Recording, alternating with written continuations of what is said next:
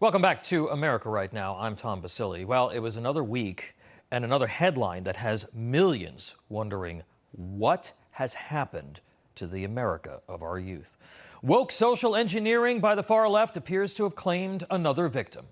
The Boy Scouts of America, the organization that had molded millions of boys into leaders who valued nature, personal responsibility, hard work, God, and country, has announced that it will rebrand as Scouting America, removing the word boy from its name. It's a wonder they didn't remove America too. The storied institution says that its core mission remains the same, that it actually started doing this back in 2017, and that its European counterparts have rebranded to be more inclusive already. They say this rebrand to focus on inclusivity is necessary to boost membership.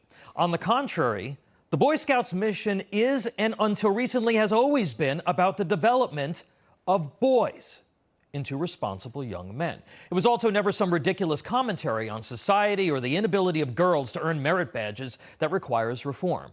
Brand Marketing 101 makes very clear you don't water down your core mission or change your values, especially when you're already viewed as kowtowing to political pressure. It doesn't attract more people to your cause. And lastly, and for good measure, Americans shouldn't follow the lead of Europe on pretty much anything.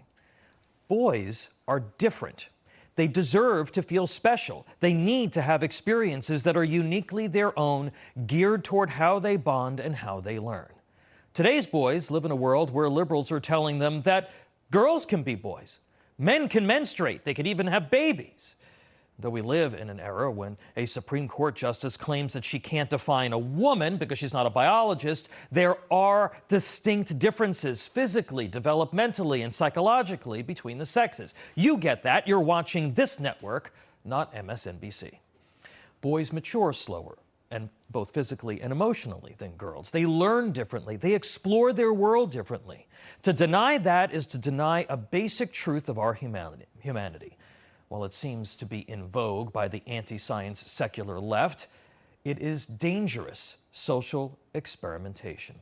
As a parent of two boys and a former Boy Scout, I can tell you without hesitation that when you're in 4th grade, not only do you not care about gender inclusivity, you don't want to hang out with a bunch of girls.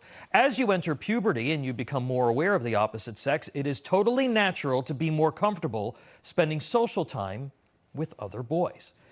This generation of boys has listened to an entire society over-rotate on the issue of gender equality. They've been forced to hear in their schools and on television and in movies that girls can achieve anything. They've heard that women and girls have power and agency and great capabilities, while boys have been reduced to Homer Simpson. Boys have listened to all of that while seeing men portrayed as abusive and evil and inept in popular culture. They've also been forced into an unnecessary competition with girls that actually makes both sexes weaker. It's not lost on young men, whether they can express it or not, that there is such a thing in our society as toxic masculinity. Boy Scouts abandoning its emphasis on boys is dangerously short-sighted, not only for the future of this important institution, but also for the boys it serves. Now is the worst possible time to buckle to the social agenda that is attempting to erase gender from society. Society is focused so heavily on the impact of social media on girls, including negative body image and self-esteem, but boys are feeling increased pressures and anxieties from screen time and social media, in addition to general societal pressures from the DEI movement. Suicide rates among boys are up 60% over 2011. Drug use, addiction, depression, the use of online pornography among teen boys are all up as well. As the crisis of loneliness among adolescents increases, socialization becomes even more important.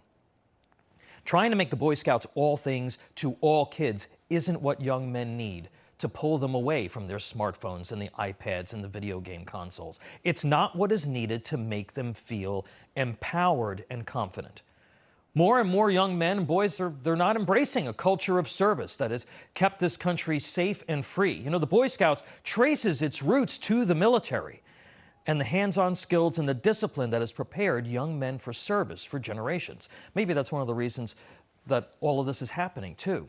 The discriminatory environment created by diversity, equity, and inclusion programs cut against white young men in particular. It's a prime reason why military recruitment is down. As of 2017, think about it, 1 in 5 members of the nation's elite military academy classes were Boy Scouts.